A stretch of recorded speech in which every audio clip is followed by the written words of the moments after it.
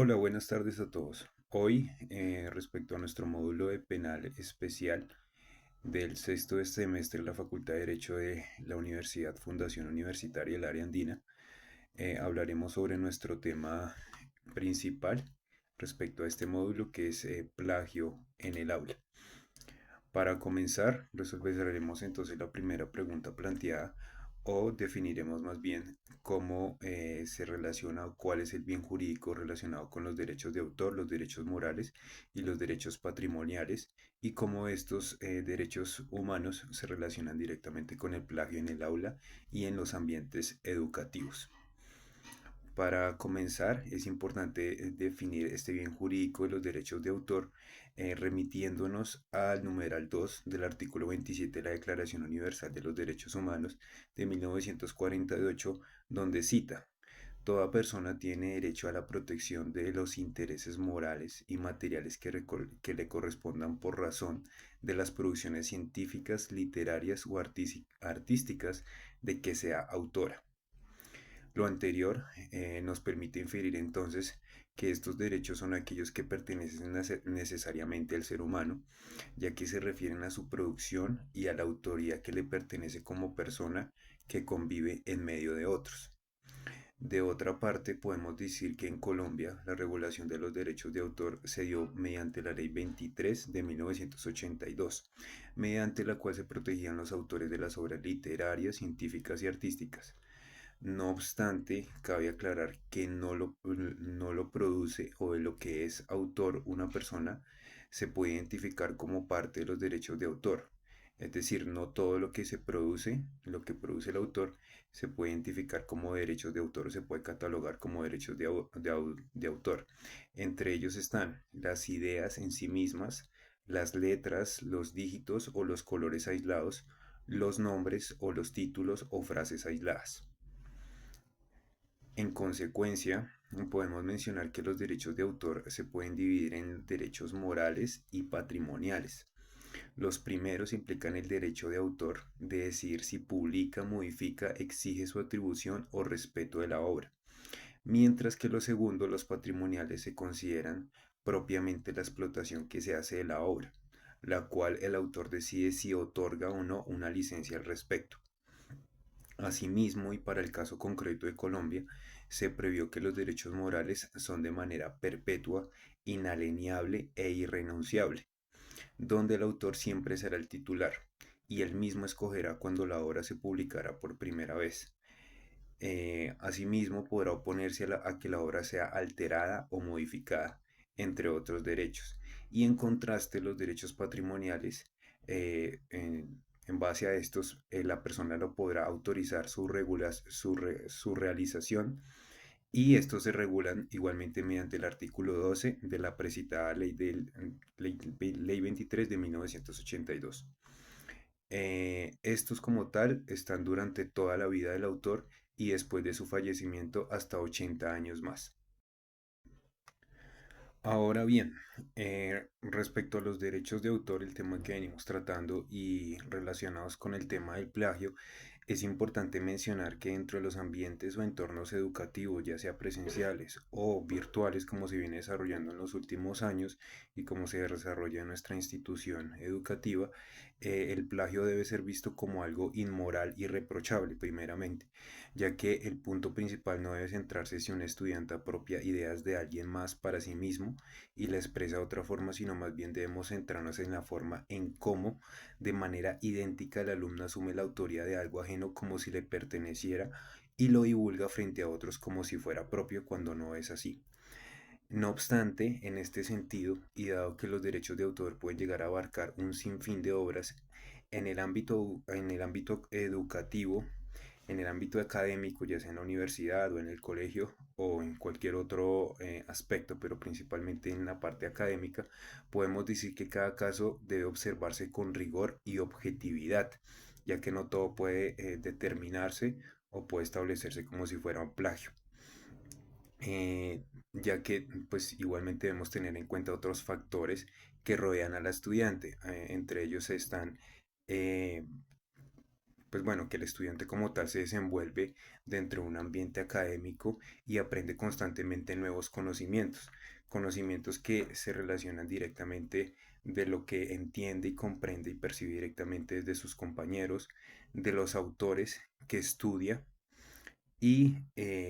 también de la influencia de los profesores con los que comparte o con los que recibe conocimiento y se nutre su conocimiento a lo largo de su carrera como profesional. En este mismo sentido, también es necesario mencionar que la cultura del copy y paste debe enmarcarse hacia una cultura de respeto a las ideas ajenas, con sentido de conciencia y no tanto como algo punible, lo cual debe verse reflejado al mismo tiempo con la adopción, implementación y refuerzo de políticas, reglamentos estudiantiles y uso adecuado del Internet, las nuevas tecnologías y la inteligencia artificial. Ahora bien, como segundo punto a desarrollar dentro de este video, hablaremos de algunas sentencias y doctrinantes que han hablado sobre este tema de los derechos de autor. Para esto, analizaremos la jurisprudencia, la línea jurisprudencial de este tema de los derechos de autor. En este caso citaremos la sentencia C-122 del 2023 de de la Corte Constitucional. En ella, el mismo tribunal, la Alta Corte, concluyó que si bien la Ley 23 de 1982, en su artículo 30, parágrafo 2, menciona claramente que a la muerte del autor corresponde a su cónyuge y herederos consanguíneos el ejercicio de los derechos morales que posee el autor respecto a la titularidad de su obra, para este caso no se puede desconocer que estos derechos morales en algún momento también asisten o abarcan a los herederos con parentesco civil. Esta sentencia sin duda alguna pues aclaró ese punto que se encontraba en duda, ya que como tal lo mencionábamos previamente, la norma menciona que solamente se da o se atribuyen o se asisten estos derechos a los herederos consanguíneos. No obstante, para este caso, la Corte Constitucional aclaró este punto mencionando que, de acuerdo con la jurisprudencia constitucional, estos dos clases de herederos son idénticos y hacer una diferencia entre estos dos y los herederos consanguíneos y los herederos de parentesco civil generaría una desigualdad negativa. Asimismo, en la sentencia C069 del 2019, la misma Corte, la Corte Constitucional, respecto a este bien jurídico, determina que frente a la disposición normativa planteada en la Ley 1835 de 2017, donde se mencionaba que se podría desconocer los derechos irrenunciables e intransferibles que poseen los autores sobre sus obras,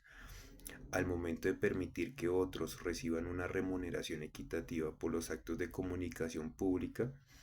se determina que esto es inexequible frente a otros derechos, ya que esta norma en el artículo demandado solo otorga un derecho de retribución económica sin brindar herramienta alguna que le permita a los autores prohibir, limitar o condicionar el uso, explotación o disposición de la creación audiovisual. Es decir, que como tal esta nueva norma que se expidió en el 2017, la 1835, la ley 1835 no afecta de ninguna manera a los autores propiamente, aunque reconozca a otros una eh, ingreso económico equitativo por la difusión o la comunicación pública de estas obras que pertenecen originalmente a otros. Respecto a los doctrinantes o a los autores consultados que han hablado sobre este tema de los derechos de autor, es importante mencionar algunas ideas fuerzas que se deben tener en cuenta dentro de esta temática, sobre todo frente al desarrollo de nuevas tecnologías y el avance de la inteligencia artificial. Entre estos planteamientos están que la creatividad y conocimiento que puede desarrollar la inteligencia artificial se encuentra lejos de emular el cerebro humano y la creatividad natural y humana, ya que el desarrollo de la inteligencia artificial puede verse de alguna manera limitado al conocimiento que tenga en base a su algoritmo.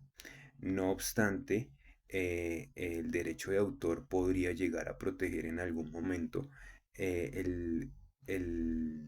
el desarrollo o aquellas obras producto de ingenio de un algoritmo, cuyo proceso de creación replicaría de forma casi idéntica el proceso de creación de una obra humana, porque en ese sentido pues la idea se expresaría de otra forma, aunque la idea originalmente haya pertenecido o sea de creación humana. Asimismo, menciona que el fundamento sobre el que se asienta el derecho de autor, como se sabe, es que éste se funda sobre una persona física, por lo que si la creación procede del ingenio de un animal, de una máquina o de un algoritmo, queda fuera del ámbito de aplicación de las leyes sobre la materia, perteneciendo al dominio público. Esto se menciona en el artículo 18 del Convenio de Berna. No obstante, los autores mencionan que si la obra fue creada con la ayuda de un programa informático, sí se estaría protegiendo por la legislación en la medida que no elimine la presencia humana. Es decir, que este resultado, como tal, con la ayuda de la inteligencia artificial o de algún desarrollo tecnológico, de alguna u otra forma sí se vería protegido por las leyes de derecho de autor o derechos morales de cada país. Sin embargo, los autores proponen que, entre otras cosas, para enfrentar la problemática y determinar entre la creación humana y el desarrollo que produce la inteligencia artificial, es viable que se desarrolle un estatuto jurídico propio, independiente del derecho de autor, que incluso evitará el empleo de expresiones atribuibles solo a la creación humana, a lo cual no se le atribuiría como obra, sino como un resultado o producción diferente y no propiamente a una creación u obra. No obstante, otros autores como Fernando Zapata López, colombiano, abogado, señala que es muy difícil que a través del derecho nos podamos adelantar a los fenómenos que nos trae el desarrollo de las nuevas tecnologías para crear legislación que proteja los derechos de autor. Esto ya que desde el punto de vista del abogado, eh, eh, el derecho como tal solamente registra los fenómenos y la tecnología cada día se encuentra en innovación, por lo cual es muy difícil prever, al menos desde el derecho, qué impactos traerá el desarrollo de estas nuevas tecnologías y de estos nuevos fenómenos sociales que van impactando en la sociedad. Y al final solamente se determinaría si impactan realmente el conjunto social o a un grupo poblacional, y si realmente es necesario que las instituciones jurídicas y propiamente el derecho intervengan y se ocupen directamente del fenómeno que llegue a causarse por el uso de la inteligencia artificial o de las nuevas tecnologías sobre los derechos de autor. Otro punto a mencionar respecto al tema que estamos viendo del bien jurídico de los derechos de autor que abarcan los derechos morales y los derechos patrimoniales corresponde a las consecuencias penales y disciplinarias que se ubican inicialmente dentro de nuestro ordenamiento jurídico en la Ley 599 del 2000, nuestro Código Penal actual, en el título octavo, el cual menciona los delitos contra los derechos de autor. Lo primero que podemos inferir al analizar los delitos allí planteados y el bien jurídico protegido es que la normativa se alinea con la normativa internacional que contempla que los derechos morales y patrimoniales deben estar enmarcados dentro de los mismos derechos de autor. Y a su vez, para nuestro código se contemplan los delitos contra los mecanismos de protección de los derechos patrimoniales. Esto lo da una mayor relevancia y da una mayor relevancia a este tipo de derechos humanos y los salvaguarda aún más ante cualquier otro posible escenario en que se pretenda vulnerar este bien jurídico de los derechos de autor. Al mismo tiempo, en el análisis que se realiza respecto a este capítulo, eh, podemos como tal analizar que los delitos que se establecen allí y las penas determinadas son claras y están equilibradas para el tipo de bien jurídico protegido en ese capítulo, ya que podemos decir que abarca las situaciones comunes y permanentes en las que puede incurrir cualquier ciudadano, desde un ámbito simple como puede ser el académico, hasta situaciones mayores de plagio, defraudación, estafa o falsedad, o algún otro similar que involucre en grandes niveles económicos y que se relacionen directamente con el bien jurídico de los derechos de autor. En consecuencia, observamos que que el capítulo mencionado, el título mencionado va más allá y en su artículo 272 abarca los escenarios en los cuales se pretenda generar una ganancia económica o ventaja comercial, incluso pasando por alto los artículos mencionados previamente y haciendo un uso indebido o irregular de medios tecnológicos o dispositivos que faciliten la ejecución del delito o nuevas modalidades para ejecutar el delito, lo cual nos da a entender que la violación a este bien jurídico puede cambiar con el pasar de los años y de acuerdo con el desarrollo tecnológico que puedan caer en manos de organizaciones delictivas. En este orden de ideas, cabe mencionar también que como estudiantes de la fundación, de la institución de la Fundación Universitaria del Área Andina, la violación de este bien jurídico se acopla adecuadamente con el Código Penal, como lo acabamos de mencionar, ya que el reglamento estudiantil de la institución, en su artículo 106, numeral H, se especifica los escenarios en que se incurre claramente en la vulneración de este bien jurídico. Pero además de esto, en nuestro reglamento se menciona expresamente la Ley 23 de 1982, lo cual amplía los casos específicos que debemos tener en cuenta como estudiantes, donde podríamos estar incurriendo en este error de plagio, permitiéndonos encontrar concordancia entre la normativa colombiana, el ordenamiento jurídico y el reglamento interno de la universidad, y a su vez permitiéndonos comprender aún los conceptos y los escenarios en que estas faltas se pueden cometer en el ámbito académico. Como último punto y a modo de conclusión, podemos decir que para evitar caer en las penas, multas y sanciones que contempla el Código Penal, la Ley 23 de 1982 en su capítulo 17 y el Reglamento Estudiantil de la Universidad, podemos establecer que hay algunas buenas prácticas que como estudiantes podemos tener en cuenta desde ahora para aplicar en nuestro proceso formativo y a futuro como profesionales.